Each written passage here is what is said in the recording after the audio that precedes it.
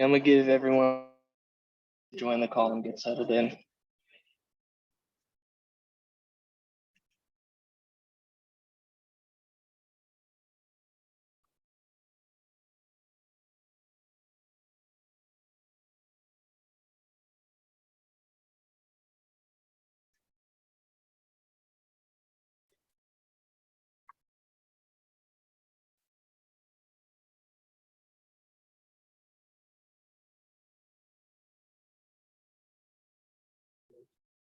Okay, I'm gonna give everyone a little bit longer to go ahead and join, but if you guys have any questions that you would like answered, feel free to put them in the chat or just speak up. Be happy to answer them.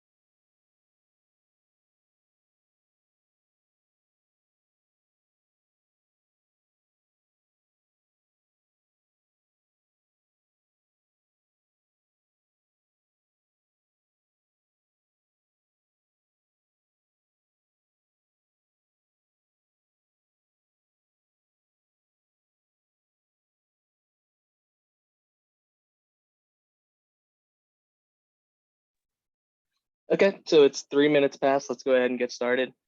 So first off, let me start by introducing myself. I'm Dylan. I'm a solutions architect at Decisions. Been here for about 3 years. So if you guys have any questions throughout, please feel free to put them in the chat. Speak up. I'll be happy to answer them, kind of work through anything you want. But if there's no questions in the meantime, I can kind of go over a few things that might be useful, at least that I've come across in the past couple of weeks. So first thing I can go over is parallel processing. So let me go into my decisions instance and create a new flow.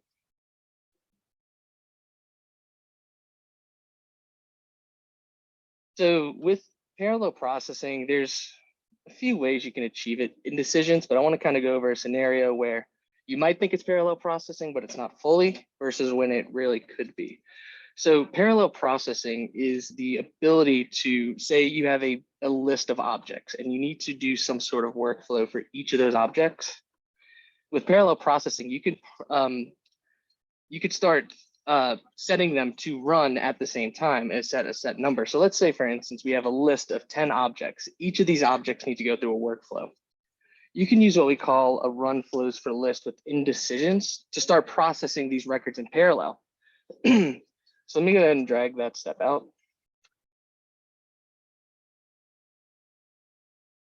So run flows for list. So what this step does is it takes in a list of some type. You set an input type. So what could be easiest? Let me see. In this case, I'm just going to do a list of strings. It's a super simple example, but this could be some complex object or something else that you'd want to process. So what you also do at this step is set an output. So we're just going to output a string. So what this is now going to do is take in a string for each of these strings that we pass in, do some sort of logic, which we're going to set in a minute, and return an output. So once you set your input type, set your output type, what you would want to do next is generate a flow. This is going to tell the step essentially, what do you want to do for this piece of data? So if you go into here, this is where, if you already have your process built as a subflow or something, you can just drop it right into here because you'll have your input type, which is just going to be a string. In our case, if we go to the data explorer, we could see it's just a string, and we're going to output a string. But this is where you really set up all of the logic that you want to do for your given piece of data. So in this case, all I'm really going to do is just put a log step in here. I don't really want to do very much. So for logging, actually, this is a good key point too. When you drag a log step out, you see there's different types to set here. So these different types will show up. You might set it to debug, and that's going to be your default when you drag out the log step. But if you don't set it, specify either on the settings file or within the settings that you want to actually log debug types, it's not going to. So what I often do is just set it to error. Just for this scenario, because I don't want to go through the whole process of setting it, but that's just something to note. And I'll just log whatever our input is and save it. So at the same time, this is where you're able to set what you want to output from this step. And in this case, I just want to output the input. So you save this flow. So just to kind of repeat where we've been so far, we set our input type, set our output type, set our workflow, what we want to do for each object or each piece of data that we put in. Now is when you can choose the run behavior. So this is where you can start to achieve your parallel processing. So there's default, this step is set to run synchronously. So what that means is it's just going to take your list and run one after another. So you won't be fully processing in parallel at this point. You'll just be hitting the step and essentially going through it like a for each loop, just one after another. One thing to note is that this step, this is, I believe, the only way you can actually see what's going on in the debugger. If it's set to synchronous, you can go through and see what each instance of the flow ran. But once you set it to parallel, you won't be able to see. So a couple of different ones. Most common that I use, which I'll probably just talk about the most, is async and wait. So this is where you could really, this is where you start to get your parallel behavior. So you can see here your thread count. Your thread count is how many records you want to process at a single time. So by default, it gets set to 4. So that means if I pass in a list of 100 strings to this step specifically, and this is set to 4, we'll be processing 4 of those at a given time. One thing that you can also set is your queue base name. One thing to note is that it's always set to batch queue. I don't know the exact process behind it, but what I like to do is set a specific queue base name for what I'm processing, because I believe there's a limit on default queues. And I'm not exactly sure what that is, but one kind of practice that I've gotten to the habit to is setting that batch queue, this queue name, to be something different every time I use this step. So with the run behavior of async and wait, what's going to happen is it's going to hit this step and it's basically going to pause. It's not technically a pause, it just waits to process all the records before continuing on to the next step. So once it's done, then you'll have your list and it can continue on of your outputs. But there's a couple other behavior types that I don't have the specifics on, but there's a thread job, which, see if that changes any inputs. I think it's pretty similar. It doesn't move on though. There's work queue where you can set a specific queue name. Again, thread job async, and then system threads. Not exactly sure the details of all of those, but what I, at least here on the professional services team, often we use the async and wait. So this is one way you can actually achieve parallel processing. So another way that people often get confused with parallel processing is with our branch and merge steps. So the difference between that is, let me go into a branch. Let me drag out a branch step, a merge step. So here, this is where you can tell kind of run something in parallel. So often what branch and merge is used for is parallel approvals. So some may think if you drag 3 different subflows out here, you just drag a flow, and they put multiple subflows in here.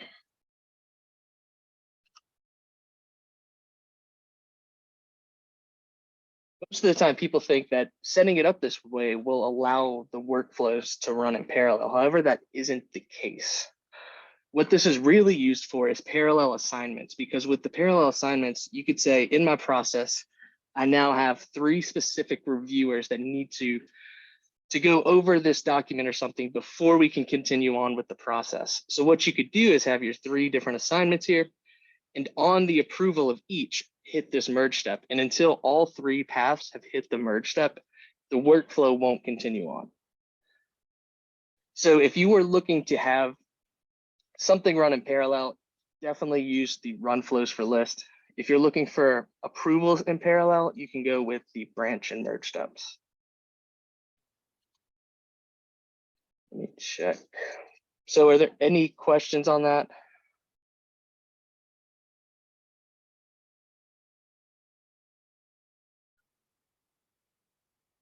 Don't see any coming up. So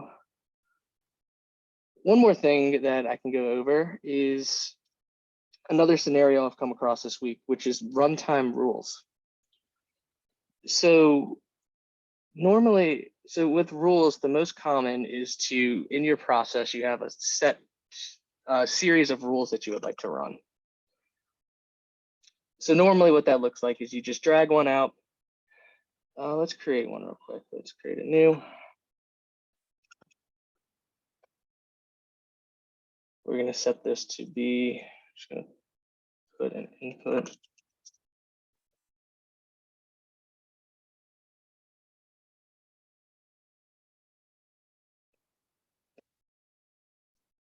Contains a, save this.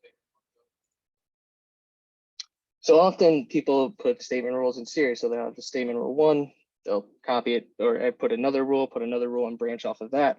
But let's say we have a series of rules that we want to run, and it's all against our same data type. What you could do is go to the advanced step and say, instead of picking a rule, I want to run this rule at runtime. What this allows you to do is put in a target ID, which is your rule ID. And having that as your rule ID, it'll run that rule whenever it hits it. So what you could do is have some sort of lookup logic here or a list previously, and you say, this is my list of rules I want to run. And you could start essentially for each of these, hit this runtime rule step, pass in the ID, pass in your input, and you can run it that way instead of having 10 rules that take the same input and you're just looking at a true or false. Instead of putting 10 in a row, you could just use a runtime, set it to runtime, loop through it, and it makes the flow a lot cleaner. And it's honestly more scalable if you're looking to add lots and lots of rules to evaluate against. One more thing about rules is that, let me save and come back into here real quick. Let me go. Let's see. So let me actually just go and build an example real quick. So I'm going to go copy this rule ID. Let me get rule ID, copy that. I'm just going to build a list real quick. Data.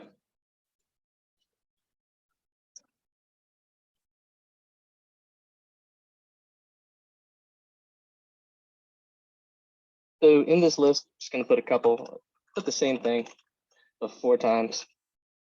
We're going to for each through this list.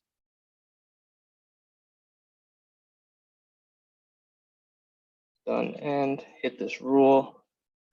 We're just going to then true, false. Our target ID is going to be, let's see, Need to set an input, my rule ID.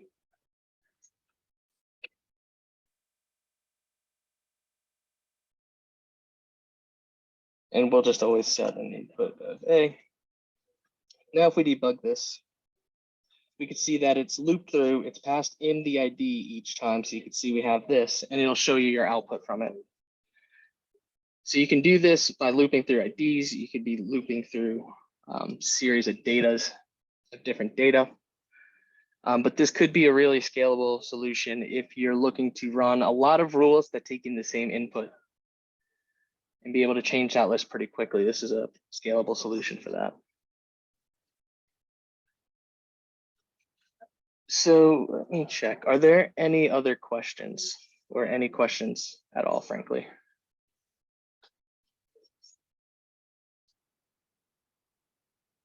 Doesn't look like it. So I think that's about all I had to cover today. If there are no questions, I think we'll just end it here. That works for me. Cool. Thank you. Thank you. I appreciate it. Yep. Bye. Have a good day.